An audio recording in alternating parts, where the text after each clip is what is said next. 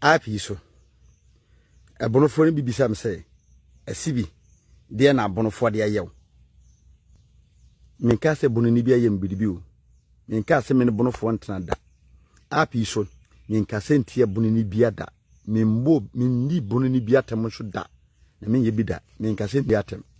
de me mehu na maka de me hu na meka ho me ne bonofo atena da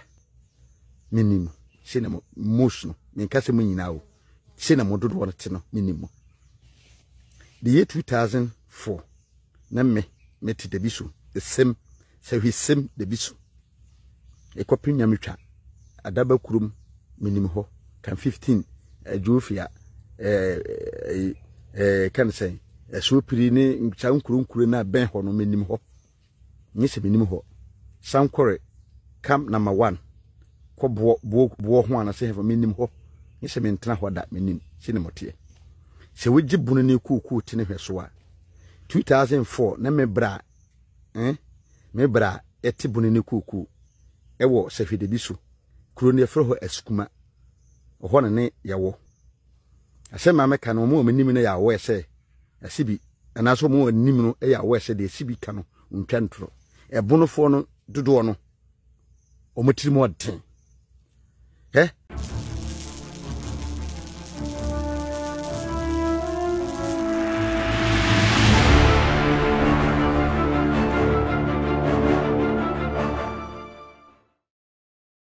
Yewura Nana Santehene me kofom in the name of Tumfo. Yewura da sebre kantinka kukuruku. We are hinemo hine. We are king of pen. Nana more fearful. Say Bible say Yesu ni suafo na tekudo so a won kwa Galilea no nti apono so no. Na Yesu die. Na so she be the boy. Na patro kwanya na Yesu ka kire na se wura nti yayira yi huni se opemso wo de ho to se de Yesu de ho to ho na asotwi bi abebo fa Ghana wi ho no ebe mu bibi kese ebe ye mo me se asotwi bi a ne mframa boni bi a be kata mo so no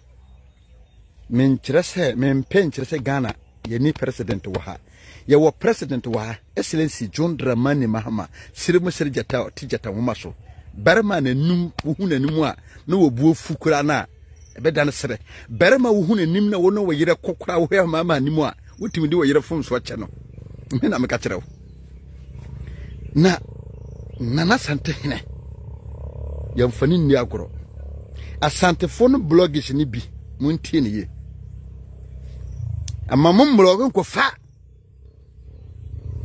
obi kuro me hene a sabi nanano monim obi kuro me hene a yedi ni 6 skills wa untimi nye 5 kilos fane metoto mo phone so me kasa entia no emma sa nipa no wo hene no kuro mfo bi be free bola so emma me kasa entia yewura Bible say obabi ko Yesu nche ko ka kire se Yesu owura mama aduane ni bindi na Yesu ka kire oba no se aduane anipa badie no nyamfa mankra mama faako a yewura otumfo okọ no oba no onam no nipa ni bi wo a wo ka o mo bom ahemfo ni bi wo ka o mo bom 100 o muntimi mfa hobi enyeyi ye wo ahemfo ni bi wo a wo ho o koko to se nkwala di tunturuma agura obetena se nkwala na di tunturuma aguro wa nhwe ne yie wo be kasa tia saa o hene no wo kasa tia na pe nkwala na no mete bola so di tunturuma aguro na be firi ho no manye kwan asante bloggers ni bi no manye kwan aba kasa tia ye gura o pem so na se tutu aba biu ya wo kase kai da sebre kai kamuchi oyo ud kese oyo hinimu hine oyo wura mo wura ampa we din ababiu kotoko hine nti me shira bloggers no asante bloggers no me shira mo asante kwara me shira mo mo hwem ho yi Mama nwene na omedie mama nwene de obi besane mama hwehwe kwan se obi ena wo ya ade dabi se wo bo ohempon bi din wo wano na wo de ne ka wasema ye niatem ya nka kasafi esibi mi niatem nka kasafi in the name of Otumfo men nka kasafi da men niatem da because de me boni din no na nka men sese me boni din nanso adom binti se metime boni din a wo se me ma abiribia me kasa abanyam wo se biribia ma kasa amanyansa me kasa ibia dwene me kasa bieni temeshrem emedin tro wo apeso abera wo bo Otumfo din emedin tro ade ewu huni men kasa wo hu abera wabo asante hini din da wo apeso embetwa tro da no nyo ohene ye din achi a ye din tro wo ya bera bom na na sante hene e mo opiafo apeso abonofo ni bibisa me say asibi de na abonofo de ayew menka se bononi bi ayem bidibi o menka se me ne bonofo ntena da apeso menka se ntia bononi bi ada membo menni bononi bi atem so da na menye bi da menka se bi atem de me mehu na maka de me hu na meka ho me ne bonofo atena da menimo se na mos no menka se mo nyina o se na mododo wona te no menimo the year 2004 na me te debiso the same so he same debiso ekopin nyametwa adaba kurum minim ho kan 15 jofia kan say so piri ni chan kurunkure na ben ho no minim ho nyese minim ho sankore camp number 1 ko bo ho ana se he minim ho nyese mentena ho da minim sine motie se wogi bunu ne kuku tene hweso a 2004 na me bra eti bunu ne kuku ewo sefide bi so kuro ne fro ho askuma ho ne yawo asema meka no mo manim ne yawo ese asibi anaso mo anim no yawo ese de asibi ka no ntwa ntro ebunofo no dodo no omotirimo odten bunu ne kura wo kona afro mbade no wo dokono ebia mo ye nipa mienu miensa modo na afro bade no mo dokono ode bo aye sekan no didi wachi mo doko manim no akotama beto ho o ma buba na akiri ho ma wo no ye nkase mo ko sekan te mo kwa na mo ko seso mo doko no didi machi se mo se me bo ametime be bodi nipa ni bi din akire wo se wogi boni ni koku se wetene hweso a tie mera wum wogi na afu no first obeka kire wo se obetu sunsa de toso no waka kire wo se afu no bedo mu 3 times ewo afinimu watwemu nkara mpan ogu afu no edru portion ye de gu kuku no ogu so a no to fertilizer wo betua bi wo hwasini no owie no waka kire wo se wo benyu no merekete ada ba ko mienu wat nyu kenten de sesa kuku no miensa kurana se awote no o ma wonye nkokọ o ma wonye hwe wo ho ono nkokọ na wo beye wo mo wo ho ama no tie na esusu kansa no otimeji kuku 1 bag ebi wo 2 bags no wajew na so oje kuku 1 bag enne kuku ye 30 million that means esusu kansa no obetua 30 million e de ema no because of say wo ye hwesini wo ba beje afu no na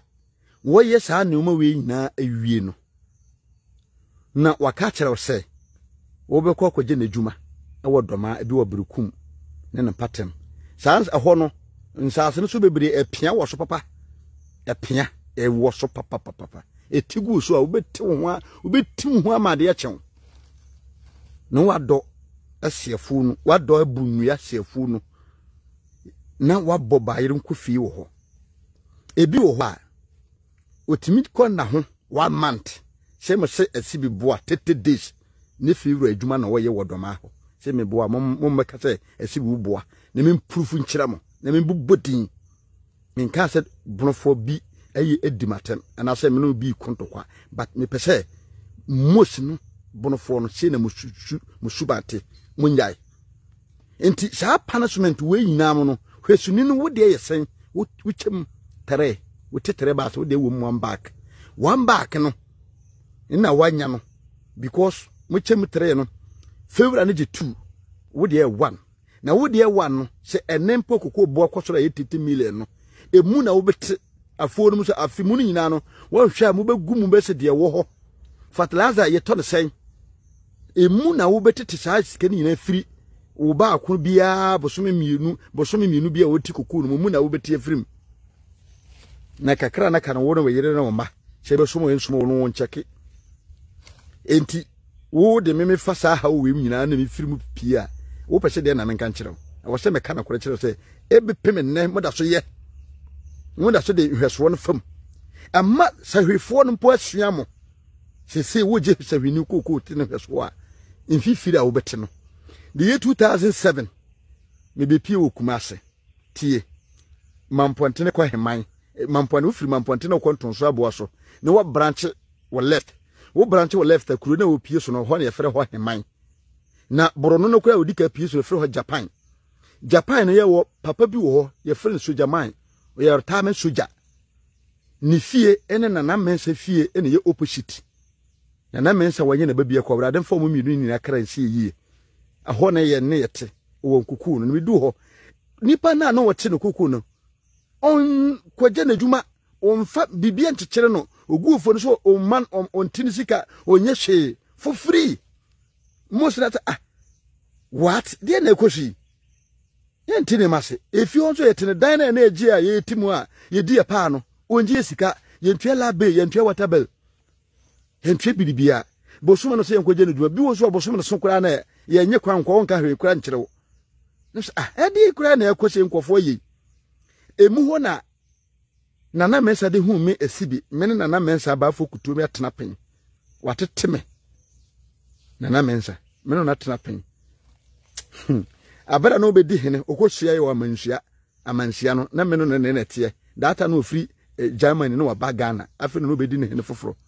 omokwa amansia no na me no ne nete na okohia ekire yewura nana mebu mu ase otumfo kotoko hene masa na obedi ne hene na me wo ho enti ye wone me bi wo ho a wodi ye wunua no je wudua no onu a na wo betwa enti bonofo yin se mo ye me bidibi but mumu bebre no mu ye wicked mu panse nipa mumu bebre no mitirimu aden ni kaze bonofo yin mu tirimu aden enti wo bisa app yi so timi fami bisa me dia sei na mumu bitie